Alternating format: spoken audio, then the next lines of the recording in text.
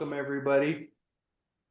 Super excited to have you here. As you remember, we do our webinars Wednesday night. Tonight we have a really special topic and we have a special guest. Normally he's in the back reading contracts, but Jonathan, we dusted him off and he's here today to help us learn about our legal structure. So, and different things that you could do. So if we want to start sharing, we're ready to get rolling. Thanks everybody for coming tonight. This is our Wednesday Massive Masters Wednesday case study. So we're going to get right into it. That way we have plenty of time at the end for some Q&A. So educational series, even though we do have a professional on the call today, we always say that we're not professionals, but he is not your lawyer. So you need to get your own personalized legal advice.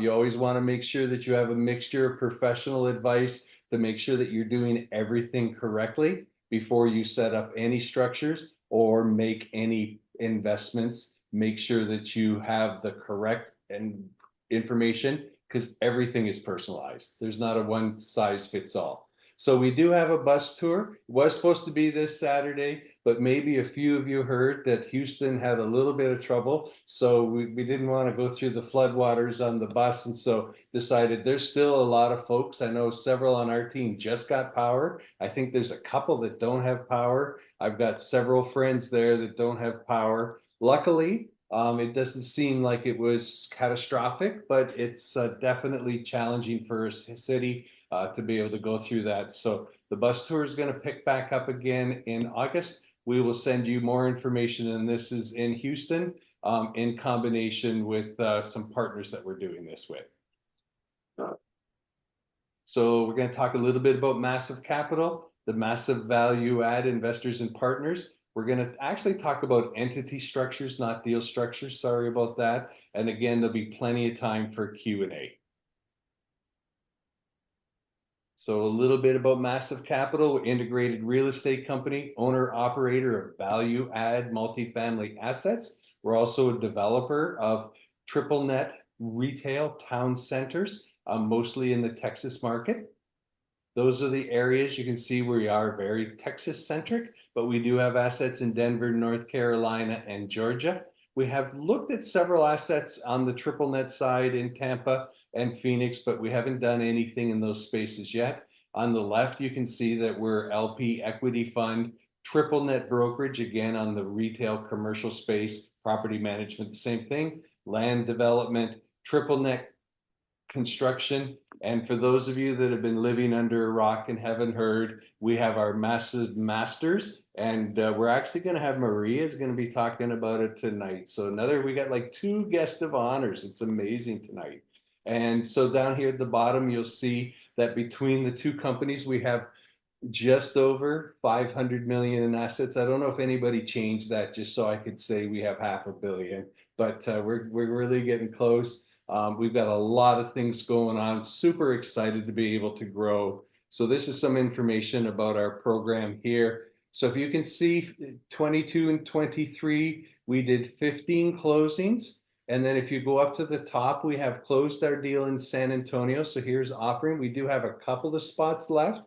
We have a property, it's a 506B, so you must have a relationship with us. So if you do, reach out. This one is in West Texas. We're also under contract with 60,000 square feet retail in Houston. Again, a 506B offering, and actually LOI accepted in the middle of a hurricane. We actually signed the contract. So it's pretty cool. Luckily the property, no damage, anything is super exciting. So we're going to be giving out a lot of information. Right now, all of those 3 new deals are 506Bs. So if you would like to talk with Massive Capital, make sure that you book a call with one of our folks here. And you want to make sure, because if it is a 506B and you don't know about it, you can't invest in it. So you must have an existing relationship with us. So here's the link, book a call. And here I went and sent the Massive Masters into the waiting room. So nobody there saw that one, did they? So awesome. Unless there was somebody in the waiting room, but awesome. Very good. Next one, please. So secret, we have projects coming. So we're going to talk a little bit about the massive value add, group learning by actually doing. And as I mentioned, Maria is going to Thank help you. us out. Thank you so much, Trevor. I love talking about all of these tools that we get to use here at Massive Capital and kind of how we got started in multifamily. So we have multifamily and new development. And in that sector, we can have a limited partner or an LP investor, a lead co-sponsor or general partner, or we can have a JV type of deal. So there's lots of different structures that can happen in any traditional multifamily or new development deal. But traditionally, as most of our deals are that we showcase here, some of the case studies that you see on these Wednesday calls, you'll see our syndications, which typically are between our limited partners and our general partners. And we do have these awesome tech stacks. So when we are underwriting all of these deals, we are using a lot of software. There's software called Power BI. There's software called CoStar. I know you've heard of these before, but it's how we are comparing a lot of data and a lot of different numbers, properties, just making sure that we are bringing the best type of numbers and deals to our investors. I mean, we do comb through a lot of deals. We're in July right now. I think I don't want to over exaggerate. I think we've underwritten close to 1,000 deals already. And if we're underwriting all those deals, how are we keeping them together? We're using Red IQ, we're using Monday.com, we're using all of these different tools to make sure that we're really keeping all of that data together. Sometimes deals don't go through, but we got to make sure if we've done all of those analytics on them, they might come up again. And if you've done all that work, you never know when you might be doing those deals. So it's always good to be utilizing those tools in our tech stack. But when we're raising capital, so if you go to the next slide. Oh, we're still talking about equity partnerships. Okay. Keep clicking through, Jonathan. All right, so we have some real estate partnerships at Massive Capital. There's a lot of different groups when it comes to our deals. We have acquisitions and deal sourcing, and that's when we're underwriting, getting our deals to PSA. So that's utilizing all that tech stack that I was just talking about. That's when we're getting deals under contract, like Trevor was talking about how we did that in the middle of a hurricane, just kind of something to check off the bucket list. Pretty excited about that one. But when you're acquiring properties and you're doing due diligence, you're doing the contract to close, that's part of the acquisition phase. The next phase of the property is debt, equity, and debt. And that's the part that I think it's pretty difficult. You're looking at the balance sheet, you're getting the experience, you're getting the loans put together, you're starting to raise the equity, you're getting those loans, you're getting those investors, you're starting to bring the deal together. Without that money, without the loans, without the balance sheets, we can't bring these deals to life. We can't close on these deals. So the debt and the equity is super important to bring those deals from acquisition phase into actually closing those properties. And then the part that takes the longest is asset management. So the first two steps take about a couple months, and then we go into asset management, which takes anywhere from 3 to 5 years that we're holding these properties, sometimes even more. So you have to have the right team for each of these sections. And if it's one person or if it's one person doing all of that, that's a lot of work. It's a lot that you're trying to put together. And that's why we want to really put together a team so that not one person or one or three people are doing all of this by themselves. It does take time and it is very difficult, which is why we like to make sure we have a lot of people doing it together. Thanks, Jonathan. So go to the next slide, please.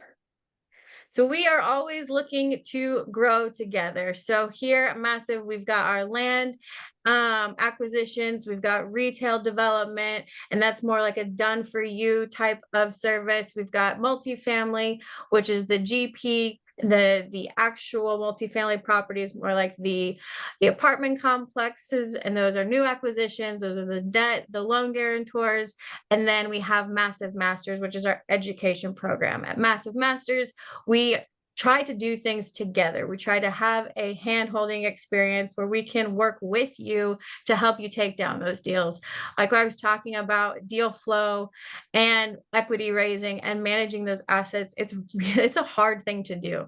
And to take that on by yourself is not an easy task. So that's what we do at Massive Capital, and that's what Massive Capital is all about, is by working those deals together with you. We are underwriting deals 4 days a week together. We are equity raising constantly together, and we are managing these assets together. And that's the main thing, is we're doing it together, side by side with you. You're doing it with us. We're doing it right alongside with you. So that's the point of being a part of Massive Masters. If you've ever wanted to join a team, this is the time to do it. And this is the group that you want to be a part of. We've been through all of these programs. We've done other mentorship programs, and we've brought together what we feel like is the best of the best. And that's what we wanted to bring to you. That's what we really like in Massive Masters. It has a bunch of tools, the tools that we were talking about earlier. We have a CRM tool, which is called Client Harbor. It's where you really can focus on your investors and making sure that your investors, you're getting to know them, you can track them, and making sure that you can communicate with them effectively. So thank you. And if you have any questions, Brenda and Trevor and I are here, and Mike as well are here to talk more about Massive Masters. If you have any questions, we'd love to continue to talk about it. Book a call with us because we'd love to talk more about it. So thank you. All right, I'll take over from here. So generally, when we're talking about entity or company types that are available to people, we've got the basic structure, which is just a sole proprietorship. It's a single individual running their business under their own name or a trade name. Bob's Snack Shop, which is just running as an individual. The next level up would be a partnership. It's an informal or it's a formal agreement between multiple individuals as partners. It is not an entity that is recognized, so to speak, that requires filing with the Secretary of State. It is a contractual relationship between two business partners coming together for a common endeavor. Next step above that is, from an entity standpoint, is a limited partnership that does typically require a filing with the Secretary of State. It's a little bit more complex, but it's also the basis on which we get a lot of our terminology, where you have general partners and limited partners. So limited partners are are typically investors. Or silent partners, so-called silent partners, who are along for the ride, but the deal is being run, the partnership is being run by the general partners. But that is, like I said, that is a specific entity type of structure as a limited partnership. The next step above that is what is most typically used in our environment, which is the limited liability company, or LLC. Again, that requires a Secretary of State filing. And I'm going to focus the most on this because it's the most relevant. In this context, in the context of multifamily investments or real estate investments where we're using syndications, we're typically using two LLCs, the holding entity and the manager entity. We borrow a lot of the terminology from the limited partnership structure and incorporate it into that syndication structure, where we have the limited partners, which are the equity investors, and then we have the general partners, which is generally the management team. And how that gets structured, we have a slide that I'll get into a little bit later. But the LLC consists of members, where we have the limited partner members, and then we have the general partner members. Next above that, we've got the corporation, which is typically very rarely used for real estate. And the reason is because of the tax penalties. I'm not going to get into it. It's more of a issue. If you have an accountant that's recommending a corporate structure, there may be compelling reasons to do it. In the context of real estate investing and syndications, corporations are not used. And likewise, just because it's out there, a nonprofit corporation typically regarded as a tax exempt entity, a charitable organization, or an educational entity, again, not used for ownership of real estate in the context of syndications and whatnot. The next slide we've got, and I just went through this, we've got the sole proprietorship. One of the main problems with the sole proprietorship is that it creates a situation where you have unlimited liability for the owner of the business. If that entity gets, or if that business gets sued, that is a personal liability that's going to attach to that individual. That individual's assets will be at risk to pay off any liabilities or secure a judgment that may be obtained against that business. Partnership, same scenario. Unlimited liability for the individual member that created the liability. And so typically a partnership is not used in that context as well. Limited partnership, similar situation, although the liability does not extend to the limited partners, which makes it a little bit more appealing. But generally, if you're working in a limited partnership, you're dealing with a higher level entity structure overall and a more sophisticated transaction. So, and in the context of real estate syndications, we'll use limited partnerships for the if we're bringing in an equity, a higher level equity partner, bringing in a large amount of money, but typically not used in the syndication level directly. With the LLC, one of the most appealing aspect of it is that it creates a liability shield for the members, where individual members' personal assets are not at risk for the liabilities created by the LLC. That exists in the context of both the limited partners or the equity investors, but it also exists from the standpoint of the general partners or the management team operating the property. And so the LLC is generally very appealing in this context because of the limited liability protections that exist, the liability protections that exist. The other key factor that makes LLCs very appealing is that they can be run in a relatively informal manner. And what I mean by that is that there is not a requirement for formal meetings, formal votes, formal the formal events that typically are associated with a corporate entity existing under state law. So there's no requirement for annual meetings. There's no requirement for any meetings at all. Now, does that mean that you don't conduct them? No, but it means that your corporate status is not affected by the failure to conduct those meetings. When we're operating as the syndication entities, we are definitely conducting meetings. Those meetings are occurring on a weekly, monthly, quarterly basis, depending on what the type of meeting is. Those meetings are occurring, but if we did not have them, we're not at risk of losing our corporate status, our liability protections. Whereas in a corporation, if you are not conducting your annual meetings, your shareholder meetings, you are at risk of losing your corporate status, and that's a bad thing overall, because without the corporate status, you lose your liability protections. The nonprofit corporation, it typically, like I said, exists. It's a tax exempt filing, or I'm sorry, tax exempt entity where it's not generating profits that are distributed out to members or shareholders. It is simply any revenue that's generated is just basically turned back into the company for continuing operations.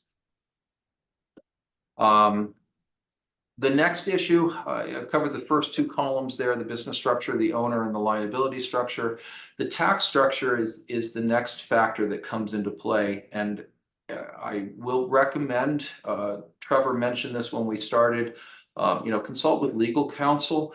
I do a lot of entity formation as a private attorney. That conversation will usually, in all cases, involve discussions with the accountant as well, because the accountant understands what the tax goals are of the entity. And so it is crucial that when you're setting up an entity that you are getting guidance from your accountant as to what is the best scenario, because a lot of times that will override the liability issues that are involved as to what is the better scenario. So sole proprietorship, from the standpoint of taxation, is actually really simple because it shows up on your personal taxes only. There's no entity filing. And all of the income flows through at the personal level for the individual on their filing of their 1040 federal tax return. Partnership returns are a little bit different. There is a, or the partnership structure is a little bit different because there is a partnership return, Form 1065, that gets filed with the IRS. However, the benefit is that the income flows through to the individuals at the personal tax level. So they'll get a K-1 from the partnership that flows through and the income is reported on their individual taxes. But the entity itself, the partnership, does have a tax filing obligation. The LLC may or may not have a tax filing obligation. If it is a multi-member LLC and taxed as either a partnership or a corporation, which it can elect to do, then it would be filing the appropriate entity return for what it elects to be classified as. So if it elects to be classified as a partnership, it's going to file a 1065. If it elects to be taxed as a corporation, it's going to file a corporation tax return. In most situations, most individuals will set up an LLC let me step back.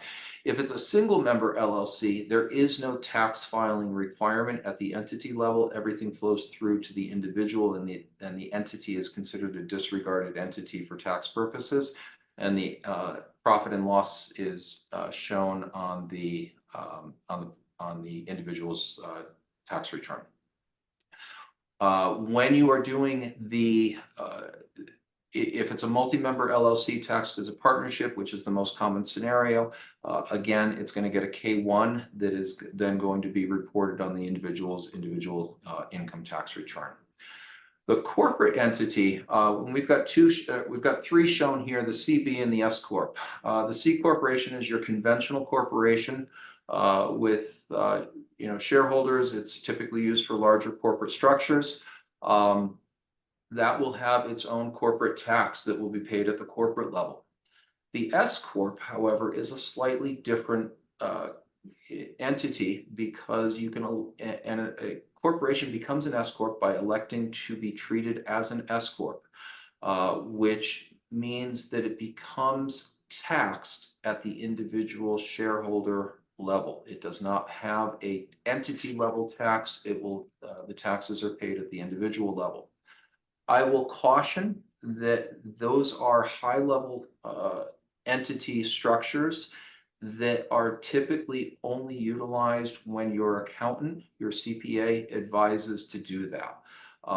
In the context of real estate, S Corps, C Corps are typically not used. Particularly in the context of the syndication world. There's reasons for that go beyond our structure. If your accountant is saying use an S Corp, by all means, that may be the correct advice. But again, that is generally a unique individual by individual basis that goes beyond the scope of what we would cover here. Nonprofit corporations, tax exempt again. There are filing requirements, but there's no tax, no entity level tax. All right, moving on. The formation process, and this is important because it does take some time. And it also takes some understanding of what each individual state requires. So in most situations, we're dealing with an entity filing articles of organization or certificate of organization filed at the Secretary of State for the state in which the entity is being formed. In our context, we will typically do, and this is because of the way the lenders require the deals to be structured, we will have a holding company. The holding company LLC will be incorporated in the state in which the real estate is owned. So if you have a Texas asset, we are filing with the Texas Secretary of State as a domestic LLC. All the filings go through the Texas Secretary of State. If we have a manager entity, which we usually do, that can be up for discussion. Oftentimes we are using a Delaware LLC at the request of the lender. But And now, here's someone you want to hear from, our sponsor. For over 15 years, Skyline Title has been a trusted name in Texas real estate. From first-time homebuyers to seasoned investors, our team ensures a smooth, reliable closing experience every time. Backed by a decade of partnerships and proven success, we take pride in protecting your biggest investment, your home. Visit SkylineHTX.com to learn more. that does require a filing in Delaware. Alternatively, you can use, if we're buying a Texas asset, you can utilize a Texas LLC for the manager entity. And that really depends on, what your lender is requiring. There are preferences that lenders have to use Delaware because of Delaware's statutory scheme for limited liability companies and corporations, et cetera. But it's states or lenders are getting away from that requirement as a hard and fast rule. It used to be that it was always a requirement that you had Delaware involved in the transaction. It is not necessarily a hard and fast rule at this time. When you are setting up, filing your articles of organization or certificate of organization, you're going to designate the name of the entity, the relevant address for it.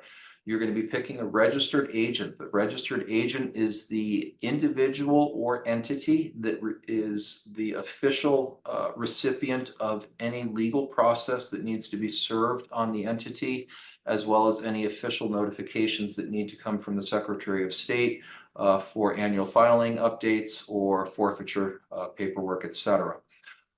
You can use a third-party registered agent. There are companies called registered agents that will serve as your registered agent. The benefit of that is that it creates some anonymity in the filing so that your individual name does not appear on the filing.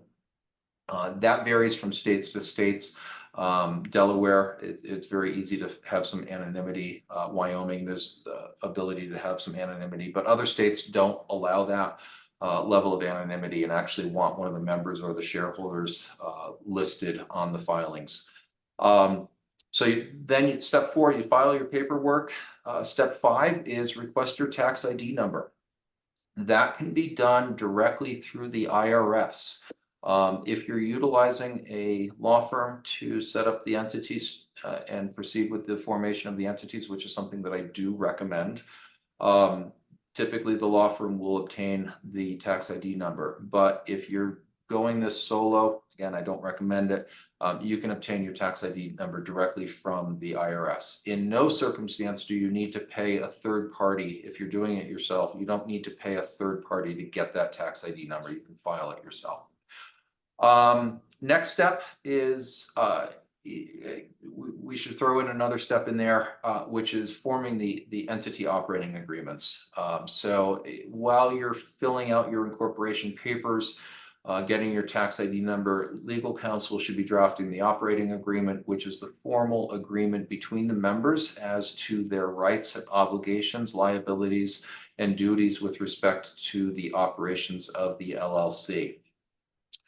Once the entity is formed, you will need to open a bank account, and most banks require at the very least certified copies of the filing with the Secretary of State's office. Some banks will require copies of the operating agreement. In this context, any lender will require it, but to open the bank account, they don't necessarily require the operating agreement itself. And then step 7 is the commencement of business once, in terms of purchasing the property, getting the loans in place, etc. This is the structure that we use on the vast majority of our syndications, where we have, and it just lays out the relevant members of the entity, who's involved, and their relationship with one another. So at the very top, we've got the property. This was used on the Horizon apartment complex that we acquired in San Antonio. You'll see that we have the ownership entity, which is Horizon SATX Holdings. SATX is abbreviation for San Antonio. It is a Texas LLC. Because the asset itself is located in Texas, we needed to use a Texas LLC. If you don't use it, if you elect to use, for example, a Delaware LLC as the holding company, you will need to file also for a foreign registration in Texas. So in this, if the ownership entity was a Delaware entity, we would have had to file in Texas also as to register that foreign Delaware entity as a foreign business authorized to do business in Texas. Somewhat redundant, it's an extra level of filing. As these filings add up, it starts to get to be rather burdensome to keep track of where the filings are located. But in any event, we used a Texas entity for the ownership entity, and that ownership entity has, in most situations, we'll have two classes. On the upper right, we've got the Class A1 members, which are the limited partners. Again, borrowing from the limited partnership language. But we use a Class A1 member for the limited partners, and then we have a Class B membership, which is the GP team, the general partnership team, which is the management team. In between there, you'll see on Horizon, we have a Class A3. That can just be a separate class of investors that are either receiving a preferred rate of return or have invested at a higher level, and we've decided to create a separate class. But in often cases, we're just dealing with the Class A and Class B membership interests. Below the ownership entity, you'll see that we've got the manager entity. That's the entity that operates the ownership entity. It is comprised of the general partnership team. It does not have limited partners as its members. It is purely a single member or single class of members coming together to form that entity to manage the asset. In this context, we've got two members that are involved in that entity. We've got Massive Realty Group, and then we have our co-sponsor, which in the context of Horizon was TVG. GP2 LLC, which was a Texas entity. You'll notice that in between the ownership entity and the manager entity, we have a line that shows non-member manager. And that is done to isolate the manager entity from the ownership entity so that there is no direct ownership there. So that the manager entity does not have any direct ownership interest in the holding company entity. That is done for liability protection. However, you'll see that the Class B members of the ownership entity mirror the membership interests of the manager entity, and that's where the profits, when there are additional profits above and beyond what is distributed to the LP members, those profits are distributed out to the Class B member or the GP team. All right. That was a fairly quick overview of the entity structures. One of the things I want to point out, and which is also part of this discussion, is that there is no requirement if you are investing in a deal as an LP, as a limited partner, there's no requirement that you form an entity. A lot of individuals do. We have entities coming in as LP investors, either as single member LLCs. We have multi-member LLCs. We have sole proprietors, individuals. Forget the sole proprietor because it's not necessarily a business. But individuals investing in their own name. We have trusts that are being utilized for investment to own the LP shares in the asset. Oftentimes it's a revocable family trust or what's known as a living trust. Sometimes it can be an irrevocable trust. Again, that's getting into the trust discussion. But there's no requirement that you form an entity or have an entity to invest in an LP. Most of our investors actually are on the individual level. And then I would say that the next level is on the IRA, self-directed IRA level, where we're using a third-party IRA company to be the member in the entity, in the asset itself. That being said, there are, if you were to consult with your tax advisor, they may recommend, based on your unique situation, that you utilize an entity for your investments. And that will be guided by your CPA, as well as conjunction with the attorney that would be likely drafting the documents for you. So I think that concludes my presentation. We maybe want to check the chat and see whether we've got some questions. Question is, if you have a big capital gains, what are the advantages of using foundations? And I know that could be more of a tax question than a structure question. What do you mean by foundations? Can you unmute yourself and say what you mean? Yeah, just like charitable, like nonprofit foundations. I've heard you can like put your capital, like put your money in without like you'll be only subject to like maybe a 1.4% capital gains tax if you put your gains into a foundation. That's kind of what I was. And then you have like a 5% rule that you'd have to donate your value once a year. Something like that. I just wasn't sure if all the details behind it, but those are the kind of main topics I've heard. Yeah. Okay. So that is a higher level tax entity structure set up for tax purposes only. My recommendation would be that that's a conversation that you have with your CPA and with your attorney, both of whom need to be familiar with that structure. The reason is because the risks associated with doing it wrong are not real good. And so it would be best to make sure that you do have the best guidance on it. I would not necessarily recommend doing that without getting, higher level input from the CPA on that issue.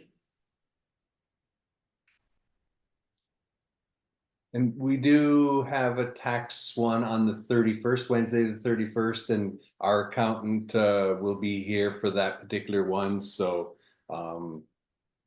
he might know some way to advise a little differently. One of the things too, I wanted to make sure that was clear here. If you're looking to be a passive investor, you can still invest into a syndication just as an individual, correct? Because it's already, you have no liabilities, you have no risk. The only risk you have is your investment. So there are no necessarily advantages in forming an LLC unless you want to be able to start expensing things through those LLCs. So if you have passive investments that are generating some income, you may want to, write off your accounts. You may want to write off your lawyers. You may want to write off a business in your house, a portion of your home. And then having an LLC allows you to do that, correct, Jonathan? And then It does. Yep. You pass the difference through to yourself directly as income. Yep.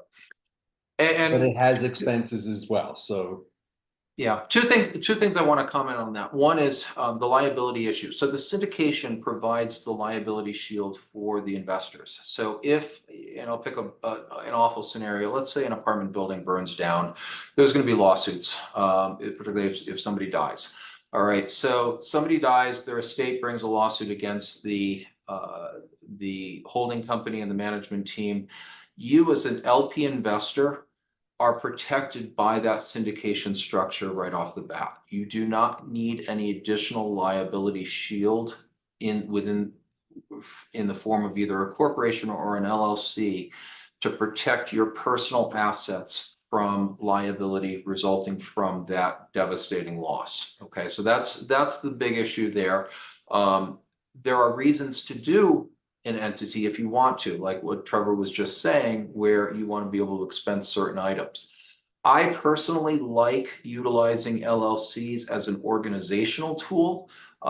So whatever software you're using, it keeps your, and one of the important things with LLCs is you keep your business books separate from your personal books. And books, I'm talking about your accounting, your banking, your accounting, how you're keeping your records. So when you have an LLC, you are keeping separate books. They are not the same. You're not utilizing the same checkbook that you buy your groceries out of, or checking account that you buy your groceries out of. You're keeping separate accounts so that you can very easily look to see what are business expenses, what are business expenses that you want to be able to write off, or expenses that you want to be able to capital acquisitions that you want to be able to depreciate. So that's one of the reasons why I like utilizing LLCs, is just from an organizational standpoint. Again, you can do that at the individual level. It's just not as, it tends to get very muddy with your own personal finances when you try to do it as an individual at the individual level. Perfect, thank you. Any other questions that people have? I hope this was clear, helpful. It can get a bit complicated.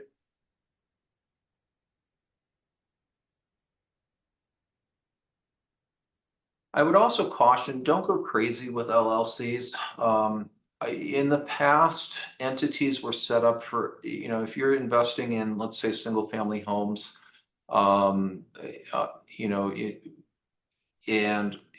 in the past, it was common to utilize an LLC for every property. States have realized that there's benefits to be obtained with people setting up multiple LLCs, and that it ends up with administrative costs that may or may not be necessary. So a lot of times you'll have pass-through entity taxes. You've got filing fees on an annual basis. You've got, if you're using a registered agent, you've got registered agent fees. All of those add up if you're using multiple LLCs. So I would caution against always setting up an LLC for each individual asset. There are people that will say that you can put up to about $5 million of assets into a particular LLC before it may be appropriate to move on to another one. The biggest factor, and this is outside the scope of the discussion, but realistically, properties are protected by insurance. All right. I would not necessarily want to rely solely on an LLC to protect your own individual assets. Have the insurance in place to protect that property. Make sure that that insurance is in place in sufficient amount to protect the asset and the entity. And then also have, for your own benefit, an umbrella policy for any liability that may potentially pass through that entity. But insurance is cheap. In the long run, insurance is cheap. And so if you can utilize adequate insurance for each asset and lump those assets into a single LLC, that's generally the best way to proceed, rather than creating an administrative nightmare for multiple LLCs. Perfect, thank you. And then someone asked the question, why would their CPA recommend to invest through an LLC rather than individually? I'm not sure why. Very rarely. It depends on the nature of the business, but in the context of real estate, I can't envision a situation. I'm assuming we're talking about investing in an LL or as an LP. So you're coming in as a limited partner into an investment. Unless you have other investments that you are pooling together into that individual LLC, I can't see a reason, if this is your only LP investment, I can't see a reason that a CPA would strongly recommend the LLC. They may encourage you to do it, but I can't say that they would strongly recommend it. If you have multiple LP investments, a lot of times it's easier for them to just do it in a single LLC. In the context of syndications where the liability protection is already built into the system, there is no added benefit to forming the LLC. So that issue is really a non-issue. It really comes down to bookkeeping from the standpoint of the CPA with multiple LP investments.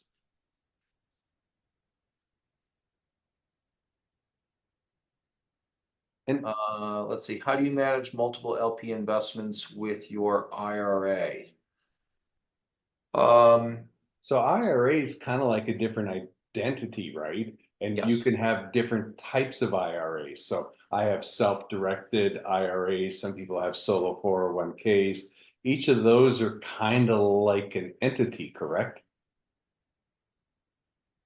They're individual investments, but the IRA itself, I mean, let's limit this to self-directed IRAs because you're not using a regular IRA to invest in most situations into a syndication. So if you're using a self-directed IRA, that account, let's say it has $500,000 in it, you can have that $500,000 invested in multiple syndications. You can have it in, 5 syndications, $100,000 in each.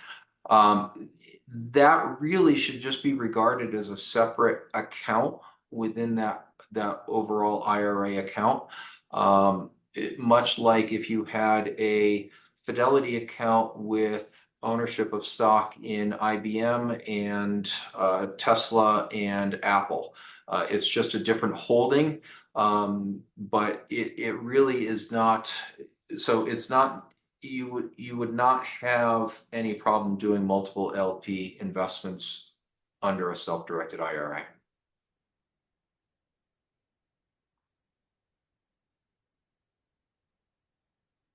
And Meg, does that make sense?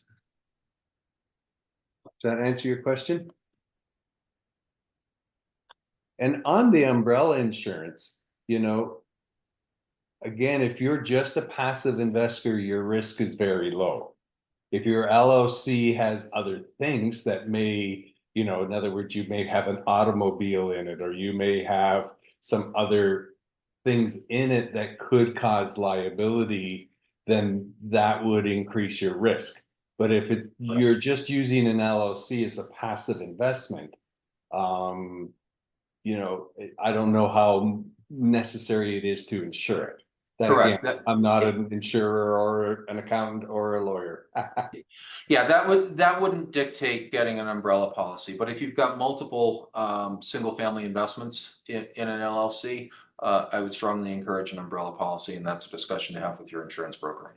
Yeah, myself personally, I have a personal umbrella policy because most of my entities are pass-through entities. So I have an umbrella policy on myself personally on part of my, just in case something happened, one of my kids, I got anything happened.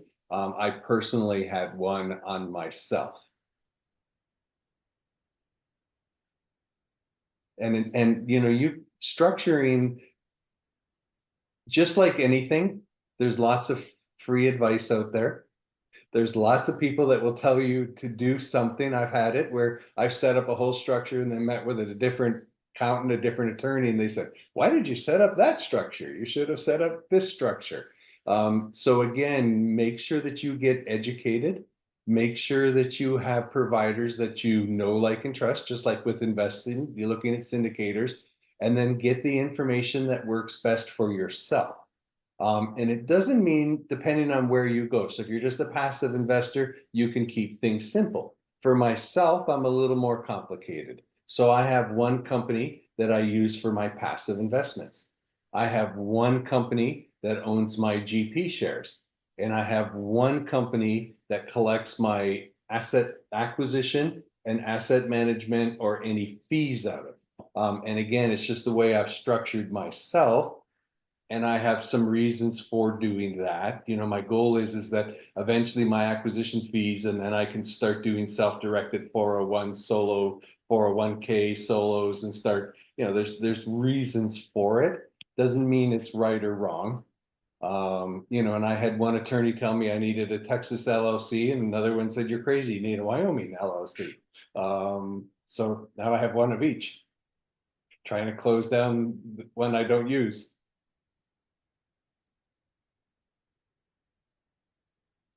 Education is always key, and that's our goal on these Wednesday webinars, to help you navigate and answer questions. Any other questions? Did we, hopefully you guys learned something today. See some folks come back that I haven't seen in a while. Nice to see you here. It's always good to have Maria here, and a special treat to have Jonathan here, so. I'm gonna see Jonathan in September. I'm actually going to a meetup up in Denver, so.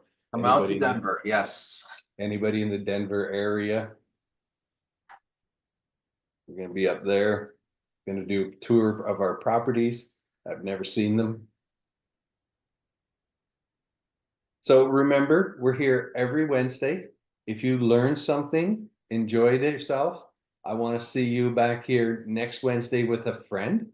Oh, I did not pop into the chat too. You have to make sure that your ladies on the call have signed up for She.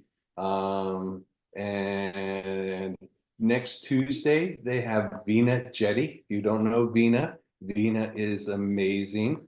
We appreciate everybody showing up tonight. Wow, we're done right at 7. Are you sure there's no questions? All right. Thanks everybody for showing up, spending your Wednesday evening with us. As always, we really appreciate it. Thank you so much. Thank you, everybody. Take care.